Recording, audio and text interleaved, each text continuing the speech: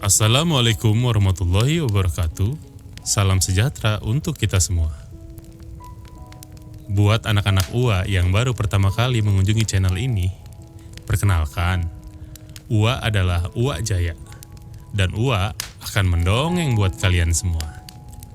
UA akan mendongengkan berbagai macam cerita dari seluruh wilayah Indonesia. UA akan menceritakan cerita rakyat, dongeng, legenda, fabel, semuanya akan UA ceritakan di series ini. Dan untuk episode kali ini, UA akan menceritakan cerita rakyat dari wilayah Jawa Barat. Begini ceritanya. Dahulu kala, ada sepasang dewa dan dewi kayangan yang dihukum menjadi hewan dan menjalani masa hukumannya di bumi. Sang dewa menjelma menjadi anjing yang bernama Tumang. Dan sang dewi menjadi babi hutan yang bernama Wayung Hyang. Keduanya tinggal di dalam hutan. Suatu ketika, Wayung Hyang yang merasa kepanasan dan juga kehausan melihat ada air yang tertampung di pohon keladi dan langsung meminumnya. Ternyata, air tersebut adalah air seni Raja Sungging Purbangkara yang sakti.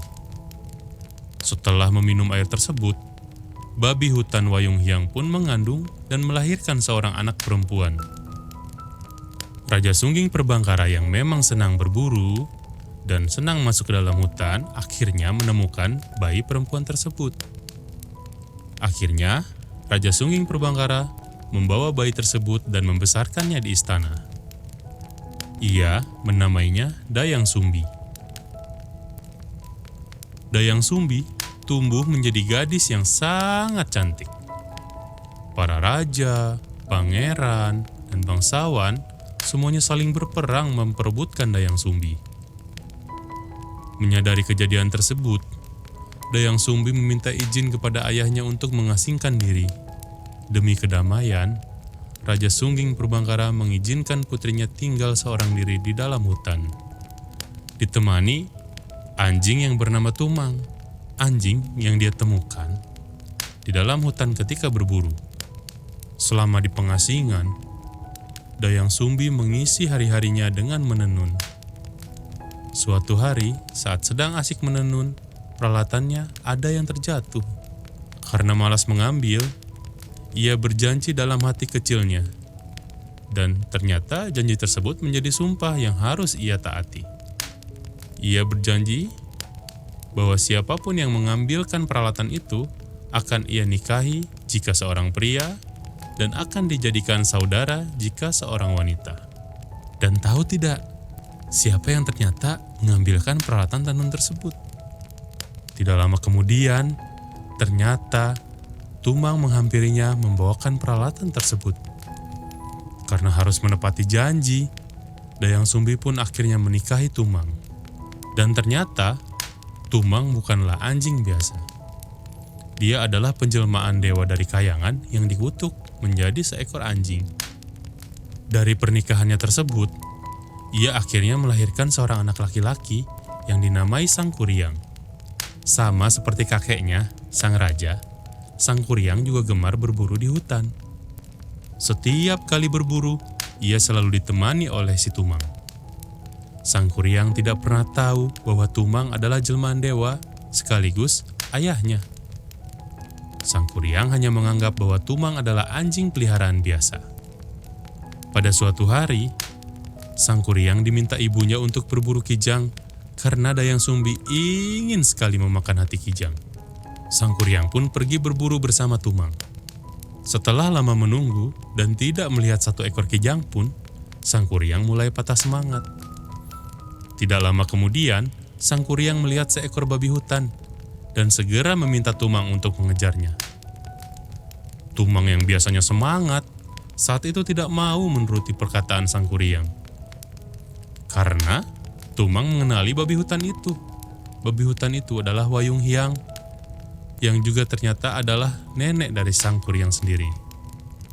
Sang Kuryang pun menjadi marah kepada Tumang karena tidak mendengarkannya. Sang Kuryang lalu mengambil nyawa Tumang, mengambil hatinya, dan membawanya kepada Dayang Sumbi untuk dimasak dan dimakan. Setelah ibunya mencari-cari Tumang, akhirnya Sang Kuryang mengakui perbuatannya. Dayang Sumbi yang sangat marah memukul kepala Sang Kuryang hingga berdarah. Sang Kuryang pun menjadi marah dan sakit hati karena ibunya lebih menyayangi Tumang yang hanya anjing peliharaan daripada dirinya. Ia tidak menyadari kalau Tumang ternyata adalah ayahnya. Akhirnya, ia lalu kabur dan mengembara seorang diri. Setelah ditinggal Sang Kuryang, Dayang Sumbi pergi bertapa untuk memohon ampun kepada dewa atas kesalahannya. Para dewa memaafkan dan memberikannya kecantikan yang abadi, sehingga wajah Dayang Sumbi tidak terlihat menua. Bertahun-tahun terlewati, Sang Kuryang tumbuh menjadi pemuda yang gagah dan sakti mandraguna karena terus berguru kepada orang-orang sakti yang ia temui selama mengembara.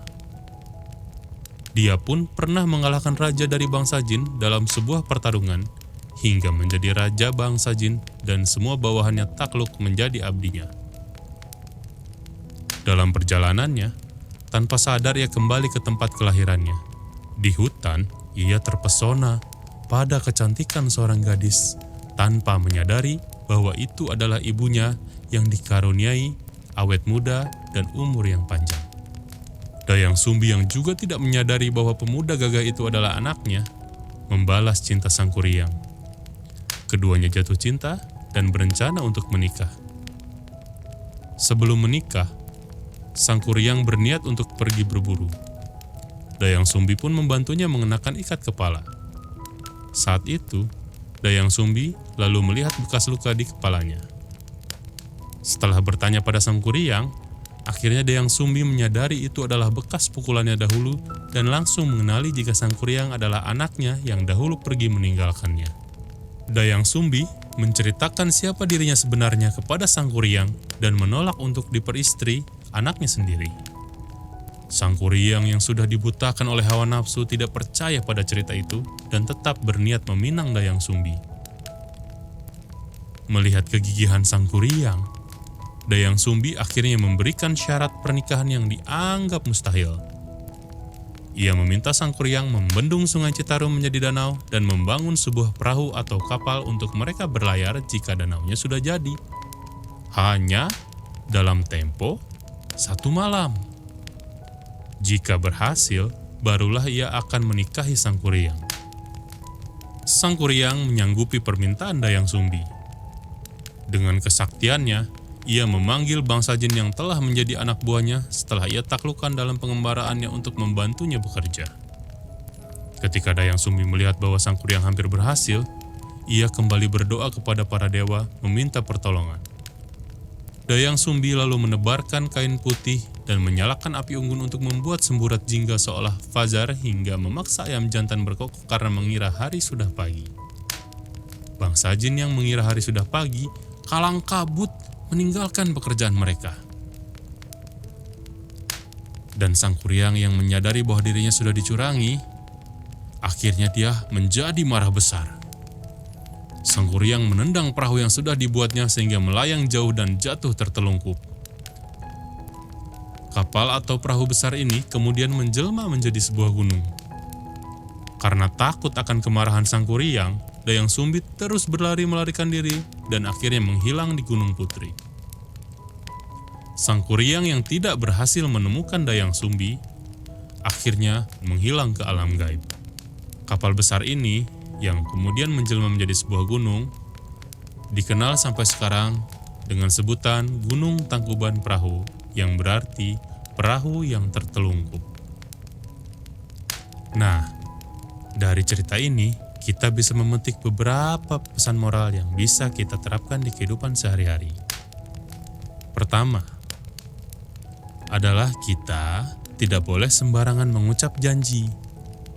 Karena kalau kita sudah berjanji, maka janji tersebut wajib kita tepati. Yang kedua, kita harus jujur. Tidak boleh berbohong dan menipu orang lain. Nah, yang ketiga dan terakhir adalah janganlah jadi orang yang suka mengedepankan rasa amarah daripada akal sehat.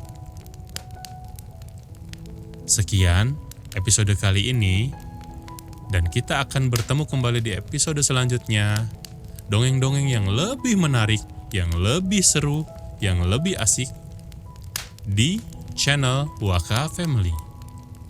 Bagi yang belum berlangganan channel ini, silahkan tekan tombol subscribe dan nyalakan semua notifikasinya agar tidak terlewat episode selanjutnya yang akan hadir di channel ini. Terima kasih sudah mendengarkan Uak Mendongeng. Assalamualaikum warahmatullahi wabarakatuh. Salam sejahtera untuk kita semua.